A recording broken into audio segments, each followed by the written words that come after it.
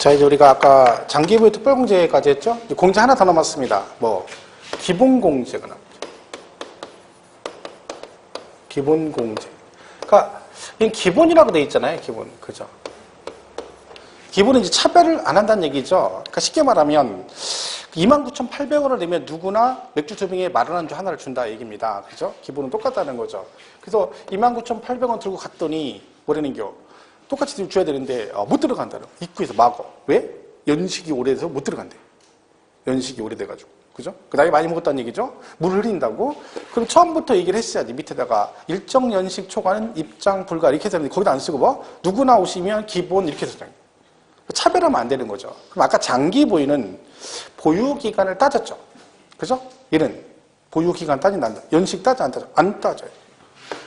보유기간 관계없어요. 그죠? 그리고 공제는 자 누군 해주고 누군 안 해주면 안 되죠. 그죠? 장기 보유 특별 공제니까 한정돼 있죠. 얘는 다 해줍니다. 그러니까 얘는 양도세, 과세 대상 전부가 공제 대상이 들어갑니다. 전부가. 근데 아무리 그래도 안 되는 애 있어. 아무리 29,800원을 들고 가도 못 들어가는 애 있어. 누군 안 돼. 29,800원 들고 갔는데 입구에서 못 들어가는 애. 너는 절대 안 돼. 그런 애가 있어. 누구요? 미성년자는 안 돼. 미성년자. 그죠? 얘도 뭐예요? 아무리 그래도 안 되는 거예요. 누구? 비등기는 안 돼. 등기가 안 되는 거예요. 그러니까 미등기는 안 됩니다. 결론적으로 장기 보유와 아까 기본 공제 둘 다 누구는 안 된다? 미등기는 안 됩니다. 등기는 안 하면 공제 안 해준다. 무조건 안 준다는 얘기죠. 자, 그러면 이걸 한마디로 묻지도 않고 따지지도 않고 무조건 해준다는 얘기죠. 도대체 그러면 얼마를 해주려고 이렇게 얘들이 그죠? 무조건 해주겠느냐. 자, 그럼 공제 금액이 상식적으로 볼 때 공제 금액이 많을 것 같아, 적을 것 같아?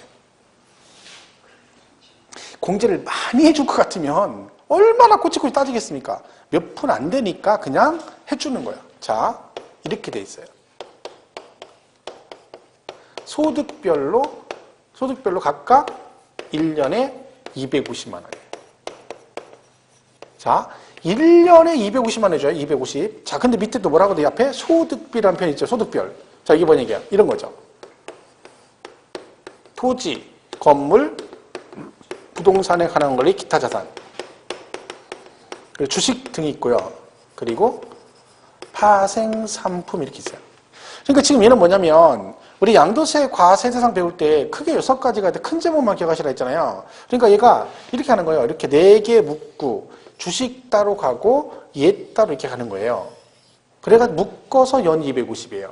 그러니까 얘가 1년에 250을 받아요. 그죠? 이렇게 받고 얘도 따로 얼마? 연 250 된다 이런 얘기죠. 그리고 얘 따로 이렇게 한다는 거죠. 그죠? 250 이 얘기죠. 자, 이 파생상품은 올해 2016년에 추가된 부분이긴 한데 기본 개념은 요거 이렇게 3가지로 나눠. 소득별이 3가지로 나눠. 자산별이란 말이 있고 소득별이란 말이 있어요. 자산별 그럼 뭔 뜻이야? 하나하나. 토지, 건물, 부동산에 관한 권리, 기타 등 각각을 말합니다. 자, 이건 무슨 의미냐면 이런 얘기죠. 만약에 1월 달에 토지를 팔았다. 그러면 얘가 기본공제 250 받아요. 그죠? 자, 5월에 얘가 건물을 팔았다. 또 이럴 수 있죠. 이런 기본공제 받을 수 있다 없다. 1월 달에 땅을 팔아서 250 받았어요. 자, 그러면 5월 달에 건물을 팔게 되면 기본공제 250 받을 수 있다 없다. 얘는 안 돼요. 안 돼. 왜? 토지, 건물 같이 가잖아. 이 4개 묶어서 1년에 토탈 250이에요. 그러니까 얘가 토지가 250을 받아버리면 그 해에는 얘네들은 못 받아요. 그죠? 무슨 말인지 이해가시죠? 묶어간단 말이에요. 그럼 얘는 공제를 안 되는 거예요. 왜? 같은 그룹이잖아요. 그러니까 묶어서 250, 연 250이면 1년치 다 받아버렸죠, 얘가. 얘가 만약에 개봉 200을 받았을 때 당시에, 그죠? 얘는 얼마 받을 수 있어? 50은 받을 수 있어요. 이게 소득별 공제예요. 자, 7월 달에 얘가 주식을 팔았어요. 그럼 어떻게 돼요? 얘는 공제 받을 수 있다, 없다? 있어요. 얘는 220, 그죠? 얘는 250 받아요. 그죠? 하지만 그 해에 주식을 또 팔면 공제가 안 돼요. 그죠? 9월에 선물 옵션에서 파생상품, 그죠? 선물 옵션에서 얘도 얼마? 250 받을 수 있어요. 연으로 가는 거예요, 연으로. 그죠? 그러니까 이게 그룹별로 가는 거죠. 그렇기 때문에 이게 부동산 같은 걸 팔게 되면, 여러 번 팔게 되면 기본 공제 묶어서 한 번밖에 안 됩니다. 전체 토탈 250인 거죠. 우리가 뭐라고 한다? 소득별 공제 그래요. 그 지문에 가끔가 더 시험에 얘는 자산별로 각각 연 290은 틀린다. 자산별의 뜻은 뭐다? 토지 따로, 건물 따로 그런 의미입니다. 자산별 공제는 장기보유 특별공제가 그렇습니다. 장기보유 특별공제는 토지 건물을 팔잖아요. 그러면 걔는 팔 때마다 보유기간 넘어가고 조건만 충족되면 계속 받을 수 있습니다. 근데 기본은 딱 뭐다? 그룹별로 묶어서 연 250다. 그래서 우리가 소득별 공제라는 표현을 씁니다. 그래서 조심을 해야 됩니다. 그러니까 소득별 공제. 그죠? 나중에 이제 여기 가면 또 뭐 거주자, 비거주자 뭐 이런 말 나옵니다. 그죠? 나중에 여기 가면 뭐 거주자도 되고 비거주 이런 게 있는데 일단 기본 개념은 이렇습니다. 보유기간 상관없고 공제상 그리고 다 해주는데 누구는 안 되고 미등기는 안 되고 공제 금액은 소득별로 각각 1년에 250이다. 이렇게 해서 소득별의 뜻은 이렇게 묶어서 간다. 세 개의 그룹으로 나눠서 250 받을 수 있다. 이게 이제 기본 특징이다. 그러니까 장기하고는 좀 구분해서 구분을 하셔야 돼. 나중에 정리를 하셔야 되는 거죠. 공부하다 보면 자꾸 정리가 됩니다. 그래서 이 교재는 107페이지 맨 위에 있죠. 그 적용 대상 다 되는데 미등기 안 되고 동그라미 2번에 보면 보유기간하고 상관없고 공제액은 소득별로 각각 연 250 그랬죠. 그러니까 소유자별 그런다든가 자산별 공제 그러시면 안 된다. 그죠? 그랬고 그다음에 밑에 뭐 비교표 같은 거 있습니다. 나중에 공부 채시면 두 개 비교해서 정리를 하시면 됩니다. 자, 그게 이제 기본적인 얘기다. 이렇게 보시면 되겠습니다. 자, 이렇게 하면 이제 뭐가 결정되는 거예요? 과세 표준이 결정되는 거죠. 그럼 거기다 이제 뭘 곱하면 돼요? 세율을 곱해서 세액을 산출하게 되는 겁니다. 그 세율은 111페이지 5번에 나와요. 그죠? 111페이지.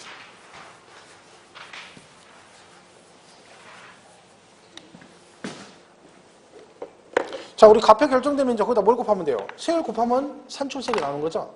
자, 세율은 이게 올해 잘 안 나오는, 많이 나오는 내용은 아닌데, 올해 시험에 나왔어요, 올해 이제 양도세 세율 부분이 시험에 나왔기 때문에, 내년에 여러분 시험 볼 때 세율만 단독으로 물어볼 확률이 없다라고 보시면 됩니다. 왜? 웬만하면 얘가 연장 2년 나오고 그러진 않습니다. 근데 정의는 하겠지만, 양도 많지 않습니다. 대상에 따라 틀려요. 일단, 토지, 이렇게 되죠? 건물. 그리고, 부동산에 관한 권리, 이렇게 되는 거죠. 그죠? 그래서 얘네들은 세율이 같다는 얘기죠. 그죠? 그리고 이제 군은 기타 자산, 이렇게. 그러니까 주식 등. 여기에 파생 상품 이렇게 하는데 얘네들은 신경 쓸 거 없습니다. 부동산 위주로 가시면 돼요. 왜? 우리가 배우는 세법 제목이 부동산 세법이고 시험도 부동산 관련 조세만 나오기 때문에 이거 위주로 가시면 됩니다. 얘는 이렇게 돼 있죠. 토지, 건물, 부동산에 관한 권리는 보유기, 미등기는 얼마예요? 아까 걸리면 죽는다 했죠? 걸리면 죽어. 70%. 그러니까 미등기 전매는 그러니까 절대적으로 걸리면 안 돼요. 안 걸리고 해야 돼, 안 걸리고. 그죠? 나머지는 보유 기간으로 갑니다. 1년 미만. 보유. 몇 프로? 50%. 그러니까 여러분 6개월 보유가 팔았다. 양도차 1억이다. 그러면 세금 50% 5천만 원 내면 되는 거예요. 5천에다가 지방소득 10%에서 5,500 내는 거죠. 그러니까 실제로 가격이 많이 올라서 세금 내는 건 좋은데 막상 여러분 10억이 올랐는데 세금을 5억 낸다고 해봐요. 그럼 깎아봐죠. 그래서 내기 싫죠. 근데 사실은 내는 게 맞거든요. 올라간 만큼 내는 거니까. 그러면 나는 그렇게 내기 싫으니까 그럼 이게 좋나요? 1억짜리 사가지고 11억이 됐어. 근데 옆에 있는 애는 1억에 샀는데 2억 원이야. 그러면 걔는 얼마 내? 50%니까 5천만 원, 500만 원 내죠? 1억이니까 1억을 해서 5천이죠. 나는 얼마 내? 5억 내요. 누가 좋아? 나는 새 5억 내니까 싫고 제가 부러워? 5천 내는 애가? 아니죠. 걔는 기껏해야 5천이면 세금 5,500 빼면 4,500만 원 버는 거죠. 나는 4억 5천 버는 거예요. 그럼 내가 나은 거지. 근데 이건 이론상 그렇다는 얘기고 실무에 가면 짜증나죠. 이게 내는 게. 그러니까 막 세금 어떻게 적게 내려고 막 노력을 하는 거죠. 근데 그 방법이 많지는 않죠. 뭐 법에서 정하라는 거니까. 가능하면 내는 게 좋긴 한데 안 될 수 있으면 안 내는 게 좋죠. 뭐. 열심히 내면 뭐 할까? 그 세금 걷어가지고 지들이 뭐 다 갖다 뭐해? 엉뚱한 다 쓰잖아. 엉뚱한이다. 그 순실이 같은 애들이 와가지고 여기저기 막 몇백억씩 갖다가 지 저기한테 쓰고 말이야. 이런데 그거 세금 내서 뭐 하겠어? 그리고 맨날 세금 우리한테 거더라고. 우리한테 내라고. 도둑놈들이죠. 서민들만 막 들들들 볶아. 그죠? 10몇 년 전에 안 낸 막 자동차 과태료를 지금 막 부과해서 막 딱지 뗀 거 막 90 몇 년도에 뗀 걸 막 지금 내라고 막 내보내고 막. 저놈들 그런 걸 딴 놈들한테 약자까지 거둬야지. 있는 놈들한테 걷지도 못해요. 우리한테만. 안 거도 맨날 뭐래? 또 보내줘? 언제까지 하냐면 가만두지 않겠다. 막 빨간 글씨를 써가지고 막 독촉장, 막 최고장 막 해가지고 막 조금 있으면 뭘 안주한다는 좀 아이고 아주 온갖 그죠? 어이가 없다니까 어이가 없어. 그죠? 근데 그것도 부족해서 아침에 막 아침 낮에 또 나와서 막 음주 단속하고 그래서 아침에도 해요? 낮에도 하고 막 골 때린다니까. 핑계는 그거지 연말연시라고. 아침에는 웃기지 않습니까? 어제 저녁에 술 먹었는데 지금 술 많이 좀 깼는데 아침에 술 먹고 깨면 운전하는데 지장 없다고 생각하거든요. 근데 혈중 알코올도 째잖아요. 그럼 무조건 걸립니다. 어제 저녁에 술 먹고 잤어. 아침에 피 딱 검사하잖아요. 그럼 무조건 걸려요. 요새 걸리면 죽습니다. 음주단속 걸리면 벌금이 장난 아니에요. 혈중 알코올 좀 높아보면 막 500만 원, 1000만 원 이렇게 나와요. 벌금. 그래서 조심해야 돼요. 그 음주는 중요한 건 옆에 같이 타고 가다가 가면 걔도 걸려요. 방조죄로. 내가 음주 운전했는데 옆에 같이 타고 있어. 남편이 음주를 운전했는데 와이프가 옆에 타고 와서 멍 때리고 앉았어. 할 수 없이 간 거야. 그럼 와이프도 걸려요? 왜? 안 말렸어? 방조죄야. 그러니까 조심해야 돼요. 근데 음주는 말리긴 말려야 돼요. 사고 나면 가는 거야. 딴 사람을 문제가 되면 딴 사람인 거죠. 차사고는 안 나는 게 좋습니다.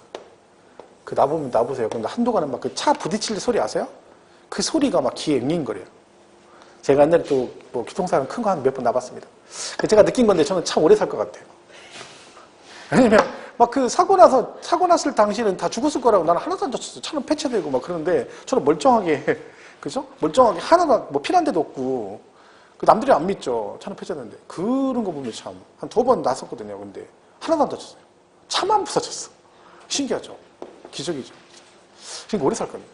조상이죠. 그렇죠. 조상 그죠? 너무 오래 살면 안 되는데. 그죠? 오래 사는 게 중요하지 않습니다. 건강하게 오래 살아야지. 그죠? 그 다음에 1년 이상, 그 다음 뭐 2년 미만 이렇게 가는 거죠. 그러니까 40이에요. 그리고 2년 이상. 그러면 뭐다? 그때는 6개에서 38% 누진세율로 갑니다. 6에서 38% 초과 누진세율 그래요. 그치? 누진세율. 그러니까 우리 누진세율이란 말 있죠. 누진세율 뜻이 뭐예요? 과세 표준이 금액이 커지면 세율도 같이 높아지는 걸 뭐라고 한다? 누진세율 그래요. 그러니까 얘네들을 뭐라고 하냐면 비례세율 그래요. 비례세율. 그 비례세율은 뭐예요? 금액에 상관없이 세율이 똑같은 거죠. 그러니까 미등기 전매하시면 1억이든 과표가 1억이든 10억이든 세율은 70%예요. 근데 누진은 1억일 때와 10억일 때 세율이 다릅니다. 그러니까 얘 같은 경우는 예를 들면 지금 뭐 이거 구체적으로 열 건 아니지만 얘가 5단계로 돼 있거든요. 세율이 6, 15, 24, 35, 38. 어디서 많이 뭐 느껴지는 숫자가 없습니까? 본인 뭐하고 관계돼 있어요? 막 점점 늘어나죠? 뭐가? 허리 사이즈 얘기하는 거 아니니까 겁먹지 마세요. 그죠? 24 했다가 지금은 이거죠? 35. 그죠? 여기까지 갈 수도 있고, 그죠? 자, 24는 허리가 아닙니다, 이건. 그죠? 그러니까 우리나라 여자들이 착각하는 게 있습니다. 되게 자기는 막 그러니까 날씬하다고 생각하는 게 남자들이 볼 때는 겁나 마른 겁니다. 그죠? 그러니까 여자들은 너무 막 본인들이 너무 살쪘다고 생각을 해요. 근데 남자가 볼 때는 되게 막 살이 안 찐 거거든요. 근데 막 한없이 빼려고 그래. 한없이. 나는 아직도 살찌는데 허리가 24가 이게 무슨 날씬한 겁니까? 마른 거지. 그죠? 허리 23 진짜 말려. 23 이거 없잖아. 24 없죠. 있을 수도 있죠. 그죠? 23은 이만한 건데 24가 상상이 됩니까? 말이 안 되는 거지. 한 26, 7 이 정도면 된 거요. 훌륭한 거요. 여기만 안 가면 돼. 여기 가려고 하지만 여기 안 가는 걸 방지해야 돼. 35 이게 문제인 거지 24는 말이 안 되는 거죠. 그죠? 그러니까 66 사이즈가 딱 좋아. 그 정도가 아담하고 준 거야. 5 사이즈는 무슨 5 사이즈 딱 받았어. 그도 5도 66이면 5면 66이면 또 66도 뭐 자기는 여유가 있는 66이래. 뭐 그것도 뭐요? 66 여유는 뭐요? 타이트한 66도 있어. 그거 똑같은 거예요. 남자들 나이 할 때 언젠가부터 빠른 8호 웃기고 앉았는 거죠. 빠른 8호가 있고 늦은 8호가 어딨어. 그냥 8호 5는 8호고 86인. 나는 85년이고 얘는 86년인데 얘는 늦은 8호고 나는 빠른 86이기 때문에 둘이 몇 달 차이 안 나니까 그런 게 어딨어 대한민국에. 그렇게 따지면 다 친구지. 그잖아요. 부대도 웃긴다니까.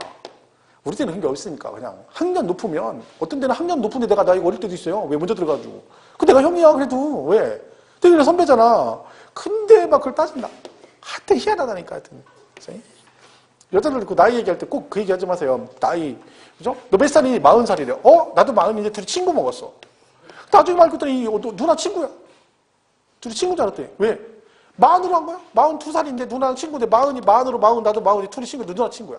이런 거 얘기하지 마, 여자들. 그냥 있는 그대로 가. 아무리 만으로 줄여도 얼굴에서 나타나. 그죠? 얼굴에서. 그죠? 자, 그래서 이거 하다가 65. 그러니까 이건 이런 거죠. 금액이. 예를 들면 얘는 1200만 원이야. 1200만 원 이하는 6%래요. 1200만 원 이하. 그러니까 구간이 있어요. 1200초가 4600이야. 4600초가 8800이야. 8800초가 1억 5천 이야. 1억 5천 초가 이렇게 돼 있습니다. 그러니까 우리가 나중에 이거는 뭐 구체적으로 설명을 잘 안 합니다. 뭐 일단 기본 강의 1강 할 때는 잠깐 설명하는데 이게 이런 거예요. 그러니까 1200만 원 이하 이렇게 돼 있잖아요. 그러면 얘는 몇 프로? 6%로 간다는 얘기예요. 근데 그 다음 구간 이렇게 돼 있어요. 1200만 원 초과. 그 다음에 얼마? 4600만 원 이하라고 돼 있잖아요. 이렇게 돼 있거든요. 후엔 이런 식으로 돼 있는 거예요. 5단계로. 얘는 초과. 그 다음에 8800이야. 이런 식으로 돼 있는데 그 다음 밑에 2단계가 더 있습니다. 이건 안 하겠습니다. 내용만 보세요. 그럼 얘가 15%. 얘가 24% 이렇게 있거든요. 그죠? 이렇게 돼 있는데 자, 무슨 얘기냐면 자, 보세요. 여긴 6%죠. 자, 그럼 만약에 과표가 3천만이라고 생각해요. 3천. 그럼 얘는 세율 얼마일까요? 3천이면. 여기 들어가죠? 그럼 15% 이렇게 하는 걸 단순 유진 그래요. 그러니까 15%가 아니라 여기 잘 보세요. 뭐라고 돼 있나? 1200만 원 초과 4600 이하만 15%라고 돼 있는 거예요. 그러니까 3600 전체를 15% 하는 게 아니라 이 중에서 1200 초과되는 금액만 15%라는 뜻이에요. 그럼 1200까지는 뭘로 간다? 이걸로 간다는 얘기입니다. 그러니까 1200이면 6%면 72만 원이에요. 그러니까 3천만 원이면 여기다 72만 원 이렇게 해놓고 플러스 얼마? 1200 초과되는 금액이 얼마? 1800. 그죠? 요거에 대해서만 얼마? 15% 이렇게 간다는 뜻입니다. 이게 이제 그럼 자 얘가 6%에다가 15%를 늘어났죠. 누진된 거 맞죠. 근데 전체를 누진한 게 아니라 얘가 뭐라고요? 요게 일정 금액을 뭐 초과되는 금액이죠. 그러니까 초과되는 금액만 누진한다. 그래서 뭐라고 그래? 초과 누진세율 그래요. 그러니까 우리가 앞으로 배우는 누진은 전부 다 뭘로 돼 있어? 초과 누진세율입니다. 그러니까 굳이 우리가 초과 누진 이걸 구분할 필요가 없는 거죠. 그냥 누진세율 그러면 자동으로 뭘 말하는 거다? 초과 누진을 말하는 거다라고 생각하시면 되는 겁니다. 그래서 우리가 배운 모든 세법은 다 초과 누진세율 구조로 되어 있습니다. 그러니까 이제 단계가 72만 원, 그다음에 582만 이렇게 딱 나와요. 그다음에 뭐 1760만 원, 3500 이렇게 나오잖아요. 그게 1590만 원. 이게 여기서 구간에서 묶어서 가는 거예요. 그러니까 4,600만 원이면 계산 어떻게 한다는 거예요? 72만 원 더하기 여기서 3,000 얼마? 400에 대해서 15% 하면 걔가 582만 원에 나온다는 얘기예요. 뭐 그런 식으로 갑니다. 그래서 구간이 이렇게 돼 있다. 그러니까 뜻이 그렇다는 얘기입니다. 근데 이걸 굳이 외울 필요는 없어요. 만약 여기서 하나만 기억한다 그러면 6에서 38%죠. 이때 얼마? 6% 있죠. 요거. 얘는 얼마야? 1200 이하일 때는 6%. 왜냐면 요게 5개잖아요, 세율이요. 시험 문제에서 이 5개 중에 하나로 문제를 내잖아요. 세율을 물어보잖아요. 그럼 다른 건 물어볼 수가 없어요. 얘밖에 못 물어봐. 왜? 얘네들은 여기다가 15%가 아니잖아요. 초과 금액이 15%잖아. 그거 못 내는 거야. 얘밖에 못 내요. 왜? 얘는 무조건 뭐야? 1200 이하는 무조건 몇 프로야? 6% 이렇게 가는 거죠. 그러니까 여기선 5단계로 돼 있는데 1200 이하는 6%다. 이 정도만 알면 되는 거죠. 나머지 더 갈 건 없습니다. 그래서 이걸 우리가 이름을 초과 누진이라 한다. 그죠? 그래서 2년 이상 보였을 때 누진으로 갑니다. 자, 이게 이제 그렇고요. 세율은 이렇고, 그다음 예외가 있죠. 이거 말고 세율 또 뭐 있어요? 얘 말고 이제 주택하고 입주권이 나와요. 예외적으로 보세요. 주택하고 뭐요? 입주권. 아까 입주권 뭔지 설명드렸죠? 자, 얘네들은 세율이 이렇게 돼 있어요. 1년 미만. 하면 원래 몇 프로예요? 1년 미만. 50이죠? 얘는 40%. 그리고 얘는 1년만 넘어가면 누진으로 가요. 6에서 38%. 그러니까 얘는 혜택을 주는 거죠. 여러분 집을 팔잖아요. 그럼 무조건 1년 미만이면 40%만 내면 50% 안 내고 1년만 넘어가면 무조건 누진으로 가요. 그러니까 세금을 덜 내는 거죠. 이게 이제 왜 그런다 했어요. 제가 혹시 기억나시는 건데 이 주택을 둘이 매매를 하잖아요. 그럼 이것처럼 됐어요. 이 주택 매매가 많이 되도록 활성화되도록 국가에서 세제를 고친 거예요. 개정한 거 2014년에. 그러니까 결국 뭐야? 이거를 많이 사고 팔아라는 얘기지. 그럼 사고 팔 때 뭘 내야 돼? 세금을 내야죠. 근데 그 사고 팔 때 내는 세금을 내가 낮춰주겠다. 그러니까 거래를 많이 해라. 그럼 얘는 뭐예요? 양도한 거고, 그 얘는 양도세 관련된 거, 얘는 취득세와 관련된 거죠. 그래서 취득세와 양도세는 뭐죠? 세율을 낮췄습니다. 그 기억 안 나지? 취득세 배울 때 주택은 취득세를 매매를 하게 되면 뭐한다? 6억 이하는 1% 이렇게 나오죠. 원래 4%인데 6억 초과 9억 이하 2%, 9억 초과는 3%라고 돼 있고 얘도 이렇게 가는 거예요. 그러니까 양쪽 다 낮춰줘야 거래가 되는 거지 얘만 낮추고 양도세 안 낮추면 안 팔면 못 사잖아요. 그러니까 둘이 거래할 때 세율을 낮춰주겠다 해서 양도세, 취득세 같이 개정이 된 겁니다. 그래서 양도세도 주택, 입주권도 마찬가지로 해줍니다. 같이. 입주권도 양도세에서 이렇게 해줘요. 그럼 얘는 취득세는 어떤 분이 그래요? 나한테. 선생님 그럼 취득세는 왜 주택만 세율을 낮춰주고 입주권은 안 낮춰주네? 입주권은 취득세를 안 내요. 얘는 안 내니까 안 해요. 얘는 안 내, 취득세를. 양도세 내는데 입주권 취득세는 안 냅니다. 그래서 그런 거예요. 그러니까 주택이 주도가 되는 거죠. 그래서 요게 다릅니다. 그러니까 집을 팔면 세율이 많이 낮춰준 거죠. 옛날에 비하면. 그러니까 숫자 관계없습니다. 내가 집을 뭐 100채를 갖고 10,000채를 갖고 상관없어요. 그러니까 옛날에는요, 이런 게 있었어요. 집을 여러 개 갖고 있잖아요. 그러면 이게 되게 중요한 거 뭐였냐면 순서가 되게 중요했어요. 왜? 옛날에는 2주택자는 세율이 50%, 3주택 이상이면 세율이 60%였어요. 그러니까 옛날 집 갖고 있으면 팔아먹기도 힘들어. 왜? 3주택 이상이면 양도세가 막 세율이 60%나 되니까 엄청 낸 거죠. 근데 지금은 다 폐지됐죠. 지금은 뭐만 따지면 돼? 가끔 저한테 물어봅니다. 선생님 내가 집이 세 채인데 이걸 어떻게 팔게 될까 순서를 정해달라고 그래요. 그럼 옛날에는 순서가 중요해요. 지금 하나도 안 중요해요. 그럼 뭐만 생각하면 돼? 세 개 중에 어느 걸 제일 나중에 팔 것이냐 요거 하나만 딱 선택하면 돼. 그죠? 그 나머지는 순서 관계없이 똑같아요. 그죠? 이걸 먼저 만약에 얘를 제일 나중에 팔기로 했어. 그럼 이 두 개는요. 이 두 개는 뭐예요? 나머지는 100채가 있어도 먼저 팔건 순서 관계없이 똑같아요. 근데 마지막에 파는 거 있죠. 그럼 얘는 셋 중에 어느 걸 제일 나중에 팔았다고 할까요? 이게 중요하죠. 왜 뭘 나중에 팔지가 되게 중요해요. 왜요? 마지막에 파는 게 뭐예요? 1세대 1주택이 되는 거죠. 그럼 보유기간 2년 채우면 얘는 뭘 받아? 비과세를 받을 수 있습니다. 그러니까 그 비과세 받을 주택만 선택하는 거지. 자, 그러면 얘는 10억에 샀고, 얘는 5억에 샀고, 얘는 1억에 샀어. 얘는 만약에 3억에 샀다. 이렇게 됐어. 팔았어요. 10억 받고 팔고, 5억 받고 팔고, 얘는 3억 받고 팔았어. 자, 어느 걸 제일 나중에 팔았다고 해야 좋을까요? 어느 게 세금이 제일 많이 나올 것 같아요? 몰라요. 그죠? 그러니까 이거라고 하면 안 돼. 아까 얘기했잖아요. 차익이 많이 생긴 거죠. 만약에 얘를 제일 먼저 얘가 10억이니까 세금이 제일 많이 나올 것 같으니까 얘를 제일 나중에 판대. 얘는 살 때요 10억에 샀어요. 얘는요 살 때 5천만 원에 샀어요. 얘는요 얘는 뭐요 3억에 샀어요. 얘는 뭐 3억에 샀다. 그러면 얘는 뭐요 차익 1억 5천이고 얘는요 2억 원이고 얘는 없어. 그 세금은 얘가 제일 많이 나오죠. 그럼 얘를 제일 나중에 팔았다 그러지. 항상 양도세는 뭐다? 파는 금액이 안 중요하다. 고가주택 따질 때 빼고는 뭐야? 차익이 중요합니다. 차익. 얼마가 남았느냐가 중요한 거지. 그러니까 항상 뭐만 생각하면 된다? 차익이 가장 많이 나오는 걸 제일 나중에 팔았다고 하면 됩니다. 그러면 걔만 비과세 받고 나머지는 세율이 똑같이 뭘로 간다? 요렇게 간다. 그죠? 그러니까 주택하고 입주권 세율이 다릅니다. 그러니까 문제 풀 때 조심할 게 이런 식이에요. 이렇게 나와요. 토지를 1년 미만 보유했대요. 그리고 똑같이 나와요. 1년 미만 보유한 주택. 이런 식으로 나단 말이죠. 그럼 세율이 같아요? 틀려요? 똑같이 보유 1년 미만이죠? 세율은 다르죠? 왜? 얘는 몇 프로야? 그죠? 얘는 이렇게 하는 거죠. 왜? 주택이잖아. 1년 미만 얘는 40이에요. 근데 주택 아닌 애들은 1년 미만 50이에요. 세율이 다르죠. 이걸 구분 잘 하셔야 돼요. 그죠? 그런 겁니다. 자, 그래서 주택은 입주권 자산합니다. 그 다음에 비삼용 토지랑 있는데 비삼용 토지는요.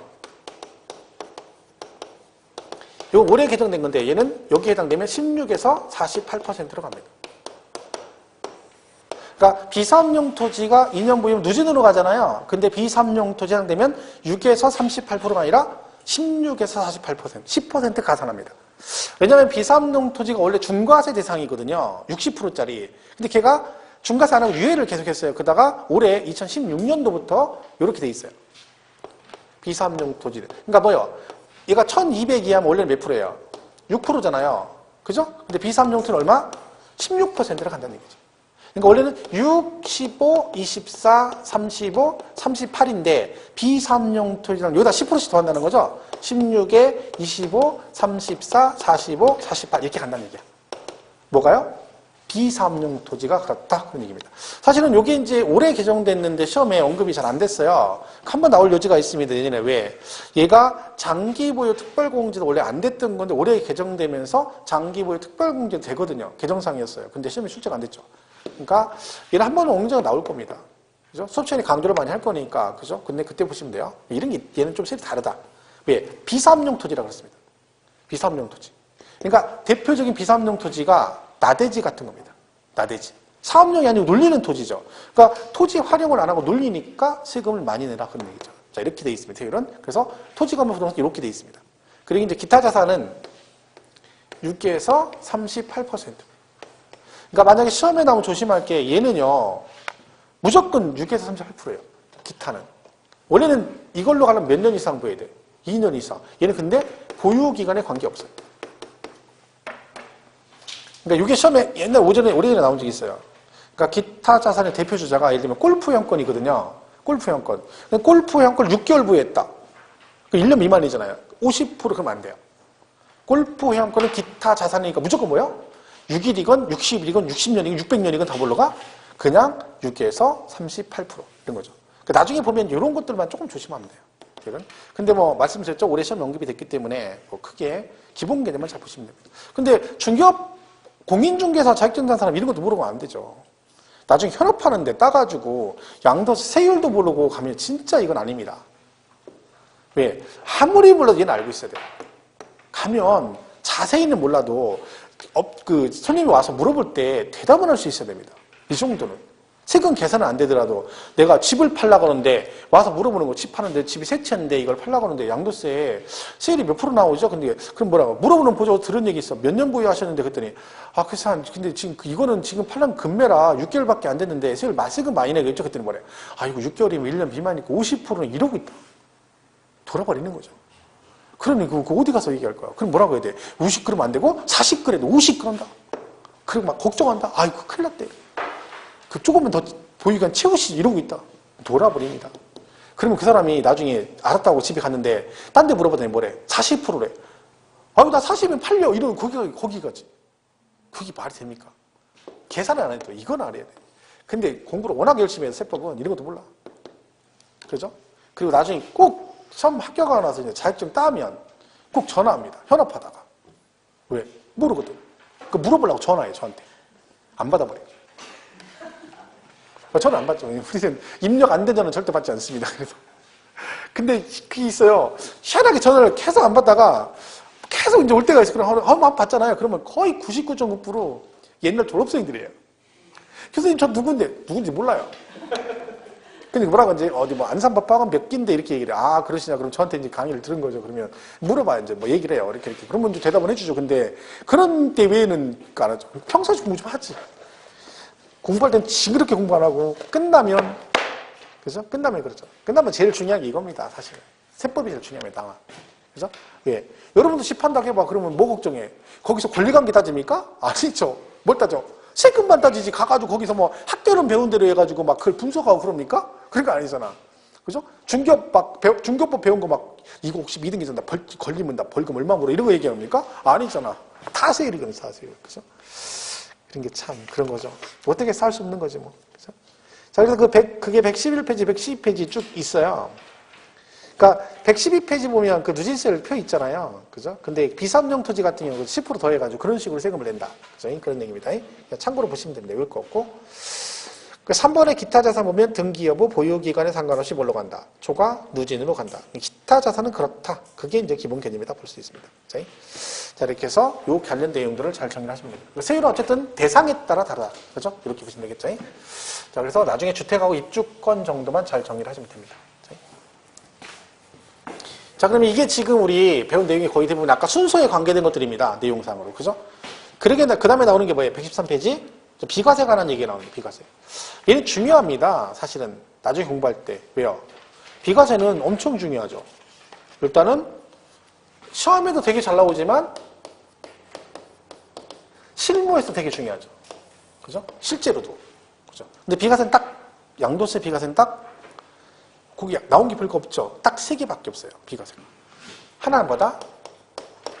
이거죠. 파산선고, 처분소득이라는 게 있어요. 얘는 근데 이건 안 물어봐요.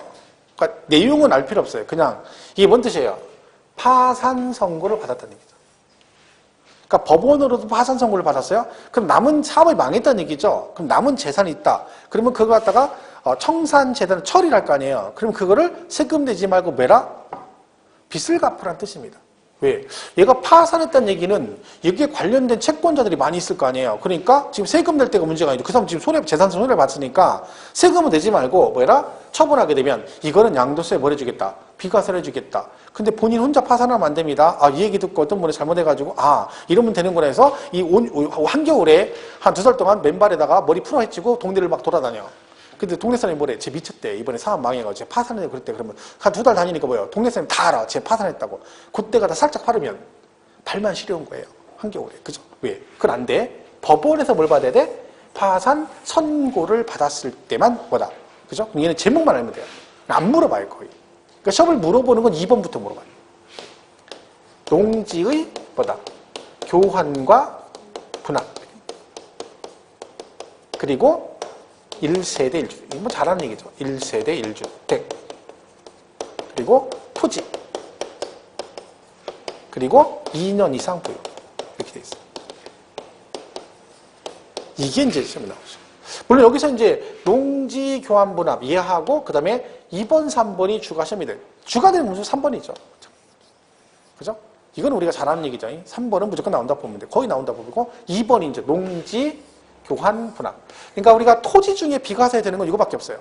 농지를 교환하거나 뭐 했을 때 분합했을 때만 비과세가 된다. 요 외에는 없습니다. 그러니까 농지를 뭐예요? 교환. 서로 바꾸는 거죠. 그죠? 그리고 분합은 나누고 합한다 그런 뜻입니다. 딱 이런 게 있잖아요. 농지 같은 게 보면 이렇게 돼 있어요. 그럼 딱 이렇게 돼서 농사짓기 되게 불편하죠. 왜? 여기 농약 하려면, 트랙터 들어가려면 이게 걸리잖아요. 그러면 제일 좋은 건 뭐예요? 이렇게 돼 있으면 좋잖아요. 반듯하게 서로 좋잖아. 그죠? 그럼 어떻게 돼? 이건 값 거잖아. 그죠? 이렇게 주는 거죠. 서로 바꾸는 거죠. 이렇게. 그죠? 그리고 나눈 다음에 뭐야? 각각 합이라는 거죠. 그러니까 나누고 합한다 그런 뜻이야. 뜻은 중요한 얘기는 아니에요. 그죠? 이랬을 때. 그리고 교환했어. 물물 교환하는 거죠. 농지와 농지를 교환해. 이런 거죠. 이렇게 농지가 있고 여기 이렇게 농지가 있다. 그죠? 그럼 이건 값 거고 이건 을 거다 그런 얘기죠. 이걸 뭐예요? 교환을. 그죠? 이렇게 하면 비과세죠. 자, 근데 이제 이게 세부적으로 들어가면 좀 내용이 있습니다. 근데 여기서 딱 하나만 하겠습니다. 교환하게 되면 비과세 줍니다. 근데 무조건 안 되고 조건이 여러 개 있는데 가장 기본적인 조건이 뭐다? 금액 조건이 있어요. 금액. 그러니까 얘가 교환 분합할 때 일정한 금액 조건이 충족이 되었을 때만 비과세 줍니다. 이건 아주 기본적인 얘기니까 나중에 잘 기억을 하셔야 돼요. 자, 이런 거죠. 얘가 만약에 1억짜리예요. 토지가, 농지가 여기는 7,600만 원짜리예요. 이 두 개를 서로 교환했어요. 자, 그러면 차익 있죠? 차익이 얼마예요? 2,000 얼마? 2,400. 한수가 잘 되는 거예요. 아직 이걸 빼기를 바로 2,400 한다는 얘기는 아직 정신이 말짱하다는 얘기죠. 나중에는 1억 하면 차익이 얼마야? 그럼 막 그때는 멍하고 있습니다. 제가 지금 저걸 계산할 때가 아니다. 지금 왜 머리에 환걱정 있는 거 얘 말고 지금 세법 하면서 뭔 걱정하고 있는 거예요? 내일 할 공법 걱정하고 이러는 거죠. 근데 공부 못하는 사람 특징이 뭐다? 오늘 할 거 오늘 안 하고 저 학교 다닐 때 공부 못하는 뭐예요? 국어 시간에 수학하고 수학 시간에 영어 하는 사람들이 있죠. 공부 못하는 사람 특징이야. 여러분 좀 있으면 그런 현상이 일어나. 근데 이걸 빼기를 못해. 왜? 이거 빼기 하면서 내일 공법 이러고 있는 거야. 공법 시간에는 해야 될 때도 내일 모레 뭐야? 공시법들은 공시법인 근데 공시법도 죽겠는데 거기다가 또 와가지고 뭐라 그래? 오후에 또 와서 걔는 또 민법하고 앉았네. 그 구무씨가 돌아버리는 거죠. 구무씨가 누군지 모르죠? 거기가 구무씨예요. 그 구씨 있잖아요. 구씨. 골차법. 공시법 지금은 일찍 끝나나요? 토요일 일찍 끝나? 몇 시까지예요? 1시? 야, 지금은 그냥 1시까지 하는 거야. 좀 지나봐. 죽어. 하여튼 제가 볼 때는 그 6명 선생 중에서 강의를 제일 그 열정적이고 막 지가 좋아서 하는 사람은 걔밖에 없어. 죄송합니다. 걔라고 해요. 그것을. 거기는 본인이 좋아해요. 막 강의를. 냅두면 안 말리면 하루 종일 돼. 민법 선생님도 강의를 되게 열심히 하세요. 막 열정이 있고 막. 근데 이 구갑선 교수는 자체를 좋아해. 강의 자체를 좋아해. 자기가 좋아해. 막 그래가지고 안 말리면 2시, 3시 밥도 안 먹어. 그죠? 그만하라고.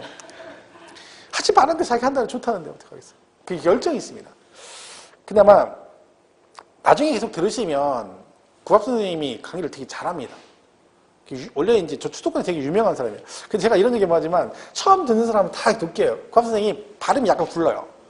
그러니까 처음에 들으면 다 그래요. 근데 그거는 똑같이 겪어요, 다. 근데 중요한 건요, 좀 지나면 적응이 돼요. 그러면 내용이 되게 좋아요. 그래서 꼭 공부하고 나면 수업 끝나고 시험 볼 때 되면, 그래서 강의 내용이 워낙 좋기 때문에 강의를 잘하기 때문에 다 그때 가서 고맙다 그러지. 근데 처음에는 그것 때문에 항상 있어요. 여기도 있을 거예요. 근데 한두 달 듣다 보면 적응이 돼요.